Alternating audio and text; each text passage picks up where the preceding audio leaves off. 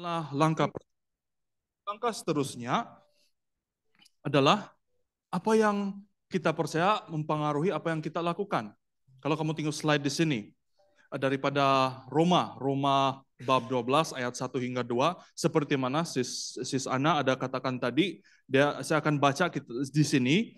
Oleh itu, saudara-saudaraku, aku menyeru kepadamu demi belas kasihan Allah supaya mempersembahkan tubuh badanmu sebagai korban yang hidup, yang suci, dan diterima oleh Allah. Itulah ibadat yang wajar. Janganlah ikut cara dunia, sebaliknya berubahlah menurut pembaharuan pikiranmu. Dengan demikian kamu dapat memastikan apa kehendak Allah itu, apa yang baik, yang diredainya, dan yang sempurna. Nah, ini kita telah dengar daripada petikan Alkitab tadi, Roma 12 ayat 1 dan 2. Nah, apa yang saya mau tekankan di sini adalah berubah bukanlah pilihan, tetapi suatu kemestian. Nah, ada yang kita cakap, mungkin, saya mau berubah sikap supaya saya dapat begini-begini. Contoh malas. Saya mau ubah sikap saya itu supaya saya dapat lebih rajin, dapat buat kerja, habiskan tanggung jawab saya. Tapi sekiranya datang lagi balik kemalasan itu, balik kepada langkah pertama lagi. Dia di sini dalam firman ini dia tidak katakan satu pilihan. Itu bukan pilihan. Apabila kita menjadi anak Tuhan, apabila kita menerima Kristus Yesus dalam hidup kita, itu adalah kemestian. Kenapa? Kalau kita tengok di ayat ini, di mana di sana aku menyeru, perkataan menyeru nih. Dia bilang, dia bukan minta, dia tidak cakap aku minta kepadamu, tidak. Ataupun dia cakap aku suggest ataupun aku cadangkan, tidak. Aku menyeru. Menyeru di sini adalah desakan yang bersifat segera, immediate. How immediate, berapa laju, bergantung dengan keterbukaan hati kita, sikap minda kita, sikap hati kita untuk berubah. Itu adalah satu segera. Nah, kalau di dalam Alkitab New King James, ayat dia dalam sedikit lah, tapi saya minat ayat dia. Ayat dia adalah beseech. Maksud dia adalah dengan urgently, sangat urgent, dengan penuh dengan gairah bilang tolonglah, macam contohlah kau minta orang kan, macam kalau sudah ada sesuatu yang kita tidak dijangka, tiba-tiba ada perubahan, tolonglah, bolehkah tolonglah, minta apa, minta tolonglah main gitar, contohlah main dalam worship macam itu, ataupun tolonglah, boleh kau tolong pandu pergi hospital kah, saya punya anak sakit, macam itulah, dengan sikap, dengan keadaan seperti itu. Paulus mengatakan di sini, dia menyeru orang-orang di Roma berubah. Dia tidak cakap kalau boleh kamu berubahlah, tidak ada macam itu. Itu adalah satu kemestian. Dan juga sesuatu perkara mesti dilakukan segera dan seterusnya. Selalunya lah kata nih, macam saya katakan tadi kan, di seorang general tentara. Contoh, kalau dia ketua dalam tentara, dia cakap segera buat macam ini, semua buat. Tidak ada lagi yang disuruh-suruh cepat, tidak. Semua peka, semua tahu apa yang perlu dilakukan sebab mereka sudah tahu apa arahan dia. Itu di dalam general tentara. Dan banyak lagi perkara kita boleh gunakan dalam perkataan ini, tetapi itu intipatinya, menyuruh tuh. Mesti segera, sangat penting, macam sesuatu yang sangat mustahak. Itu daripada kitab Roma dari petikan ini. Seterusnya, bagaimana sesuatu perubahan boleh terjadi? Semua kan kita tahu apa yang perlu dibuat, tetapi macam mana? Nah, di sini kita akan melihat beberapa, dan ada 2 poin sini saya ingin kongsikan. Pertama adalah perbuatan mempersembahkan. Persembahkan, to present, ataupun dia punya kata Latin dia parestemi, to present atau to stand by, dia sedia, sudah ada di sana. Bercirikan kerelaan, bukan paksaan, tetapi kerelaan. Kerelaan dan tanpa paksaan dan gembira, sebaliknya menyerahkan, to surrender, menyerahkan. Tidak ada tidak apa, kalau macam sebaliknya, kalau menyerah tuh kita macam itu ada ciri-ciri yang ada keraguan, macam mau terpaksa. Tetapi kalau kita persembahkan dengan ayat menyerah itu sangat jauh beza. Macam contoh sini mau serahkan sesuatu kan bilang, ini kalau hilang nih nanti habis lah nih macam itu. Itu keraguan dia.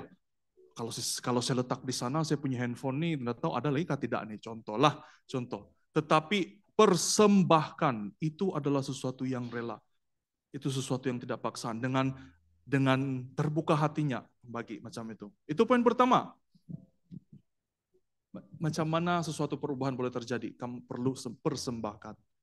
Kedua adalah persembahkan apa kan? Persembahkan tubuh badanmu. Tapi apabila kita melihat di sini dalam Roma 12 tadi ayat 1 hingga 2, apa? Tubuh badanmu, macam mana mempersembahkan tubuh badanmu kepada Allah. Nah, kalau kita tengok di sini, tubuhmu dibilang di sini. Kalau perkataan Latinnya juga soma, physical body.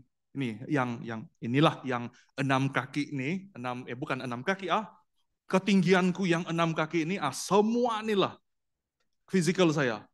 Contohnya, physical kamu, seluruh bahagian tubuh, badan dan dalaman dan luaran, segala macam yang kamu ada. Dan bukan yang sudah mati, tetapi yang hidup. Sesuatu yang hidup, bukan yang cacat celah, tetapi yang terbaik. Itu yang harus kita persembahkan.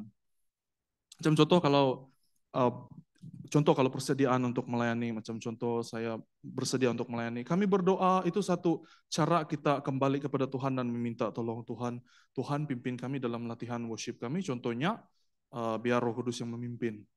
Dengan kepandaian, dengan kekuatan kita sendiri, mustahil. Tidak akan mungkin kita dapat kesampai tahap itu, tetapi dengan bantuan Roh Kudus sendiri, dalam pelayanan kita, dalam persembahan tubuh badan kita, dengan segala kekuatan, segala pikiran kita, segala jiwa kita sembahkan yang terbaik. Nah, ini adalah poin pertama daripada bagaimana sesuatu perubahan boleh terjadi. Pertama, perbuatan kita untuk berserah dengan penuh rela, persembahkan apa? Yaitu tubuh badanmu. Kita akan teruskan lagi, bagaimana tadi apa yang kita perlu buat, dan apa yang kita perlu buat itu persembahkan tubuh badanmu. Tapi macam mana kita persembahkan tubuh kepada Allah dengan hati yang rela dan penuh gembira. Macam susah juga lah kan, bukan susah, tapi dia mencabar kadang-kadang. Masa dia kan mau buat macam pelayanan, ada masa mungkin dia masa yang singkat. Tetapi di sini kita akan belajar macam mana kita memberikan yang terbaik. Dia ada beberapa poin di sini. Kalau kita tengok kembali kepada ayat firman tadi, dalam Roma 12, ayat 1 hingga 2 itu, ada satu part di sana, ada satu bahagian, supaya mempersembahkan tubuh badanmu sebagai korban yang hidup, yang suci, yang diterima oleh Allah. 3 tuh, hidup, suci, dan diterima oleh Allah.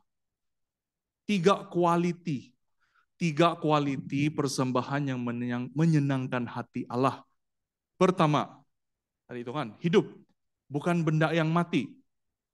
Bayangkan sejak kalau macam contoh kan, kau beli makanan. Beli makanan, lepas itu lupa masuk peti sejuk. Lepas itu pula makanan kamu hadiahkan kepada orang lain. Adakah orang itu akan makan? Tidak. Buang sudah, terus buang. Basi sudah, bangas, bilang orang Jawa. So, sesuatu yang terbaik, yang fresh, contohnya kalau kamu memberikan sesuatu yang segar, yang hidup, bukan yang mati. Kedua, kudus. Kudus maksudnya di sini dipisahkan, dia berbeza. Berbeza daripada dunia di luar. Contohnya kalau semua, macam mana kita bezakan apa yang baik, apa yang jahat? Di sini, kudus. Dunia tidak sama dengan anak-anak Tuhan yang sudah percaya kepada Tuhan Yesus Kristus. Tidak sama. Macam mana? Macam tadi kesaksian Genevia tadi, perubahan itu boleh dilihat melalui luaran sahaja. Bukan itu sahaja, tapi dalaman dia, tindakan dia itu adalah buah-buahnya. Itu boleh nampak. Itu nampak dia perbezaan, itu kekudusan yang dianugerahkan kepada Tuhan. Itu poin kedua. Poin ketiga, diterima sesuai dengan tuntutan firman Tuhan. Terbaik, macam saya katakan tadi awal, terbaik dan tidak bercacat celah. Wah, macam mana mau jadi terbaik nih? Macam mana saya tidak mau bercacat celah nih? Macam saya tidak layak sudah? Macam itulah kan. Tapi tidak. Mari kita teruskan lagi. Diterima di sini adalah sesuai dengan tuntutan firman. Kita akan belajar kemudian macam mana, apakah itu terbaik dan tidak bercacat celah. Akibat mempersembahkan tubuh kepada Allah. Akibat ataupun kesan dialah. Di sini dia ada beberapa poin. Sekali lagi kita kembali kepada firman Tuhan itu, janganlah ikut cara dunia. Sebaliknya berubahlah menurut pembaharuan pikiranmu. Tadi kan kita punya pelajaran satu, kalau ingat lagi, perubahan paradigma ataupun pemikiran kamu, supaya kita dapat memastikan apa kehendak Allah itu, apa yang baik, apa yang diredainya, dan yang sempurna. Itu tuntutan daripada firman Tuhan. Nah, pertama, dia ada 4 poin di sini. Pertama adalah tidak mengikut cara dunia. Cara dunia. Wah, sangat banyak sekali cara dunia. Sangat banyak sekali kita boleh, contohnya kita lakukan kerja cara dunia. Untuk mendapatkan contoh customer lebih banyak, mungkin kita mengolahkan kebenaran, sesuatu kebenaran. Dia bilang, oh kalau kau melabur macam ini, nanti kau dapat pulangan macam ini. Itu kira menipu lah betul kan. Tidak mengikut cara dunia. Sebaliknya mungkin kita jujur cakap, oh sekira macam ini, begini. Tapi ada risiko dia macam ini. Itu contoh dia lah. Jujur.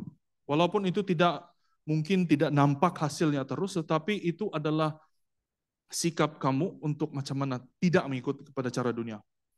Kedua, berubah cara pikir, sikap, dan tabiat. Kalau di sini, kalau kamu boleh rujuk di Filipi 4, bab 4 ayat 8, ataupun Ibrani bab 12 ayat 1. Kalau sini saya bacakan, akhir sekali saudara-saudaraku, dia bilang di sini, apa sahaja yang benar, apa sahaja yang mulia, apa sahaja yang adil, apa sahaja yang suci, apa sahaja yang indah, apa sahaja yang dipandang tinggi. Jika ada sesuatu yang baik dan jika sesuatu yang terpuji, tumpukan pikiran kepadanya. Dan saya percaya kita di sini, kita tahu dan kita tahu apa yang baik, apa yang buruk melalui firman Tuhan. Nah, kalau di dalam Ibrani pula di sini dicakap, kalau saya baca sedikit, oleh itu kita juga yang dikelilingi oleh sebegitu ramainya saksi, hendaklah menjauhi beban dan dosa yang amat mudah menjerat kita dan berlari dengan gigih dalam perlombaan yang ditentukan bagi kita. Nah, ya, banyak kita di sini, dan saya percaya semua kita di sini sama-sama datang ke dalam kelas ini daripada pelajaran pertama hinggalah pelajaran kedua. Macam perbincangan dalam meja kamu, saya percaya soalan dia adalah kenapa kamu mau berubah?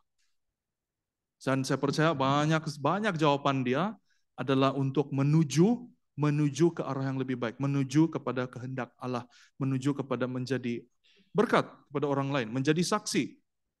Sekali lagi macam kesaksian Jen tadi, kesaksian daripada orang-orang lain. Kalau kamu dengar daripada orang lain, mendengar mungkin di meja kamu ada kesaksian kan yang wah macam ini pula orang dulu dia macam ini ya, macam wah itu kesaksian yang luar biasa. Itu sesuatu yang mendorong kita. Nah, ketiga, mengikut kehendak Allah dan bukanlah kehendak sendiri atau orang lain. Nah, sini Matius 6 bab 6 ayat 33 di sini dikatakan, utamakanlah kerajaan Allah serta perbenarannya dan semuanya itu akan diberikan kepadamu. Nah, kita mengikut kehendak Allah. Bukan senang, tidak mudah, tidak. Kadang mungkin ada persoalan kan, aduh Tuhan macam mana nih, macam mana apa yang perlu saya lakukan. Mungkin ada sesuatu yang terjadi bukan dengan kehendak kita, yang kita mau, tetapi sebaliknya berlaku pula yang macam ini. Tapi percayalah, Tuhan menyediakan sesuatu yang lebih daripada pemikiran kita sendiri. Dan akhir sekali, nomor 4, dapat membezakan yang baik dan yang diredai Allah dan sempurna. Nah, 1 Korintus 15, bab 15 ayat 33. Jangan kamu biarkan dirimu disesatkan orang, Kebiasaan yang baik musnah karena pergaulan yang buruk. Nah, di sini apabila saya baca ini, ataupun apabila saya merenung kembali, pergaulan yang buruk, macam mana pergaulan yang buruk? Pergaulan yang buruk adalah community yang kurang tepat.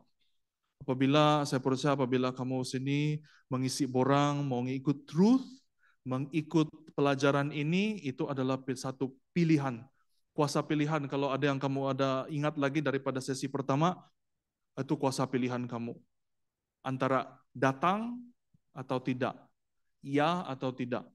Daripada pilihan kamu di sana, kamu datang di sini, menurut apa yang baik, belajar bersama apa yang baik. Di sana sudah, saya percaya itu adalah sesuatu yang kamu dapat membezakan apa yang baik, apa yang diredai Allah. Dan saya percaya di sesuatu yang apa yang kita akan belajar daripada hari ini dan seterusnya akan menjadi sesuatu berkat dan menjadi satu meneguhkan lagi foundation ataupun dasar kita semua di dalam Tuhan Yesus Kristus. Dan seterusnya, pembaharuan pikiran. Tanggalkan yang lama yang macam mana? Dan di meja saya juga sendiri berkata, perkara-perkara yang lama yang dulu dan bukannya sekarang. Mungkin ada beberapa contoh lah, dan saya percaya semua kita tahulah kalau yang contoh pertama itu kan, yang lihat tuh, itu salah satu sikap tuh kan, itu tanggal yang lama yang semua tahu. Yang ketawa tuh memang tahu, macam semua ketawa nih. Saya pun ketawa juga. Bertobatlah kan, bertobat. Itu cara kita lama. Mungkin kedua, apalagi kedua? Dia cantik, tapi macam ditengok phone dia kan, yang ditengok dia punya meja lagi, nantilah saya buat kerja tuh, main phone dulu lah, dia bilang. Malas, itu sikap yang lama. Mungkin yang tidak ada, dia bilang macam perkataan tadi itu kan, tidak ada sikap yang segera, yang mau buat terus, tidak. Malas-malas, yang suka melengahkan masa, itu sikap lama. Apalagi, handsome boy, tapi tidak menjaga kesehatan, tidak memberikan tubuhmu yang terbaik, tidak menjaga kesehatan macam itu. Adakah merokok sehat? Tidak. Semua tahu tidak. Ada saya dengar ya tadi. Tidaklah, tidak. Tidak. Semua setuju tidak. Memang tidak pun. Itu bukan intent ataupun itu bukan fungsi badan kita untuk merokok. Tidak, itu bukan. Dan itu adalah sesuatu yang mungkin kalau di sini saya percaya di sini. Saya yakin percaya ada yang kamu mungkin mau mengubah cara hidup kamu. Di sini adalah starting point ataupun titik permulaan dia. Dan seterusnya, ini tidak label pun tahu kan, oren. Tidaklah, bukan oren ini, semua pun tahu nih kan, tengok botol pun tahu. Kalau sahabat Sarawak memang kenal lah. Dan itu adalah sikap lama. Macam itu. Ada saya dengar haus, dia bilang. Ya, betul. Itu ada sikap lama. Kita meninggalkan daripada kau bazirkan duit beli macam ini ataupun memudaratkan kesehatan, itu sudah tidak menghormati ataupun tidak menjaga kesehatan. Macam mana mau melakukan yang terbaik, ada kesehatan yang terbaik, tidak. Dan akhir sekali, daripada semua sikap yang boleh bertambah, akhirnya mungkin kepada arah yang inilah, ke arah yang mungkin contohnya contoh ada masalah, contoh apa sajalah masalah dalam hidup kamu, dalam keluarga, kawan-kawan, kerja, ataupun apa sahaja, mungkin menggunakan narkotik ini membebaskan kamu daripada kesakitan, itu tidak. Itu merampas kamu daripada kemuliaan Tuhan, menjauhkan kamu lagi daripada kemuliaan Tuhan, dan itu akan mengakibatkan kehilangan nyawa jugalah. Sesuatu tidak baiklah. Ini perkara yang lama kita harus tanggalkan, perkara yang lama kita harus tinggalkan untuk mengikut kehendak Tuhan yang diridainya. Seperti mana yang saya share tadi, kamu boleh lihat kembali kepada nota kamu. Nah, tanggalkan yang lama, pembaharuan pikiran. Sekali lagi, pembaharuan pikiran. Kenakan yang baru di sini. Kalau 2 Korintus bab 5 ayat 17 katakan, sesiapa yang ada dalam Kristus adalah ciptaan baru. Hal-hal lama telah lenyap dan segala-galanya baru. Walaupun ya dalam mungkin mendengar daripada ataupun saya pun sudah dengar banyak kesaksian, ada yang daripada muda, ada yang di tengah-tengah kehidupannya, ada yang di hujung nyawa juga, dengar kesaksian yang menerima Tuhan Yesus. Menerima akhirnya, ya Tuhan satu-satunya jalan, Tuhan satu-satunya penyelamatku, macam itu. Tetapi apabila kita di sini, saya percaya ini adalah satu hal ciptaan baru lah. Mungkin kita akan start over atau kita mula kembali lagi. Daripada sudah kita jauh, kita kembali. Kata apa kalau kamu baca kembali dia bilang hal lama telah lenyap, tidak ada lagi. Dan segala-galanya baru. Kita akan tumbuh kembali, kita akan dijadikan sesuatu yang baru, yang memuliakan Tuhan. Nah, apalagi apabila kita kenakan baru sesuatu yang luar biasa berlaku, dikatakan dalam kalau di sini 1 Korintus bab 2 ayat 9, sebagaimana telah tersurat apa yang belum pernah dilihat oleh mata, didengar oleh telinga, atau timbul dalam hati manusia, itulah yang disediakannya Allah untuk mereka yang mengasihinya. Wah, sesuatu yang baru, sesuatu yang kamu tidak pernah imagine, yang terbaik. Mungkin satu soalan, kamu boleh imagine color yang baru kah?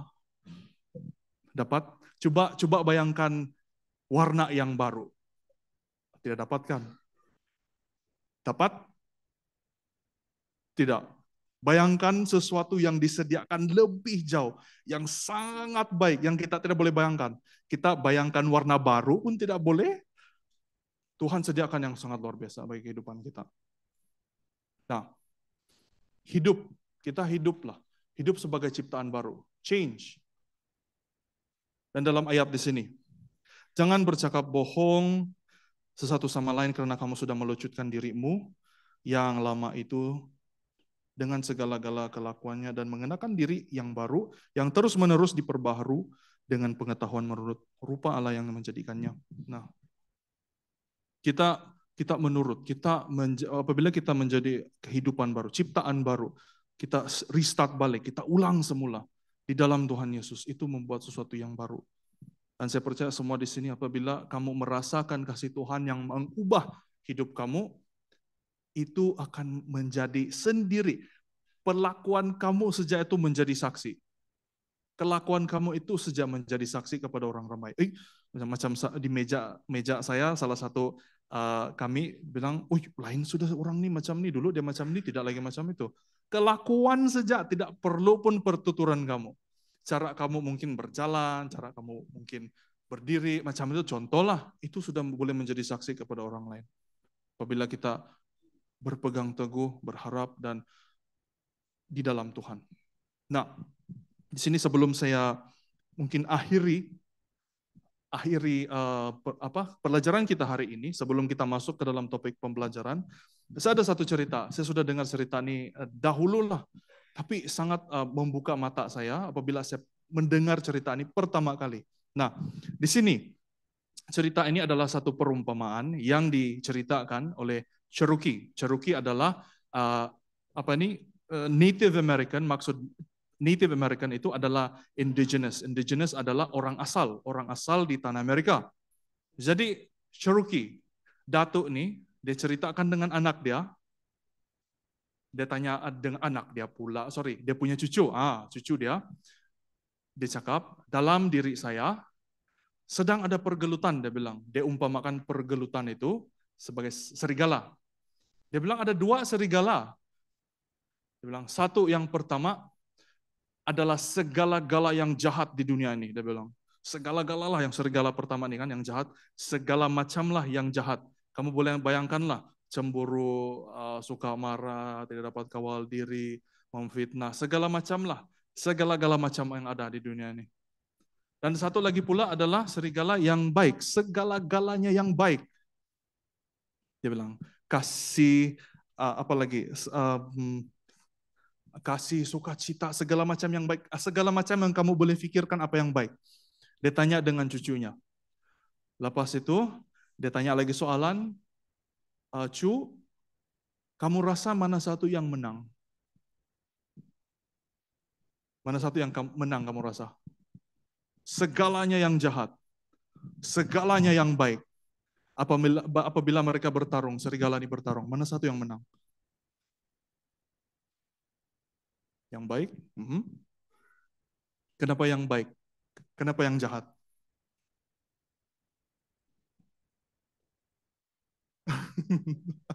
Ya, tidak betul, tidak salah. Tapi sesuatu yang membuatkan saya terpikir. Dan kamu mau tahu apa jawaban dia? Dengan tenangnya Datuk ini bercakap, saya rasa lebih powerful kalau dalam English lah. The one you feed. Mana satu serigala kamu berikan makan, itu yang akan menang. Sama ada yang serigala, segala yang baik kamu berikan makan, dia akan menjadi lebih kuat daripada yang jahat. Sekiranya kamu berikan makan kepada serigala yang segala-galanya jahat, itu yang akan menguasai kebaikan. Nah, di sini saya ingin akhirkan. Apabila kita datang ke sini dalam kelas ini, dalam pelajaran ini, mungkin dalam diri kita ada pergelutan tuh. Mungkin sebelum kita join kelas ini pun ada pergelutan. Aduh, mau pergi kah tidak? Apa sih ada wayang, saya mau tengok Spider-Man lah, nah contoh lah. Saya mau tengok wayang lah, macam tuh. Itu mungkin pergelutan. Saya bilang, saya mau balik ke rumah, rehatlah 1 minggu, 6 hari saya bekerja. Macam itu. Itu pun satu pergelutan, betul. Setiap kita di sini ada pergelutan. Tetapi macam mana satu yang kita izinkan, itu mengubah kita. Itu menghasilkan apa diri kira-kira kita. Dan saya percaya apabila kita di sini, kita belajar bersama, bukan menguasai, kita mendalamkan firman ini di dalam jiwa kita, saya percaya itu mengubah kita sesuatu yang lebih hebat. Mengatasi segala-gala di dunia ini, kamu semua menjadi berkat. Menjadi kesaksian yang sangat luar biasa. Tidak payah cakap pun, cara kamu berjalan, kehadiranmu sejak, itu menjadi kesaksian. Nah, soalan perbincangan kumpulan kita seterusnya, di sini, apakah satu perkara yang susah dalam hidup Anda, apakah usaha dan komitmen Anda untuk mengubahnya? Saya yakin percaya ada sesuatu yang mungkin susah ataupun yang mungkin struggle yang macam tadi saya ceritakan, pergelutan itu. Mungkin kita boleh cerita satu saja dalam meja kita dan mungkin sama-sama apakah usaha dan komitmen kamu untuk mengatasinya. Dan mungkin kamu boleh sama-sama kalau ada masa kamu boleh berdoa dalam kumpulan dan ya itu sahaja perkongsian saya atau dalam pelajaran ini dan seterusnya saya ingin serahkan kepada our dear MC ataupun ya silakan Sis Connie, itu sahaja, sekian dan selamat berbincang.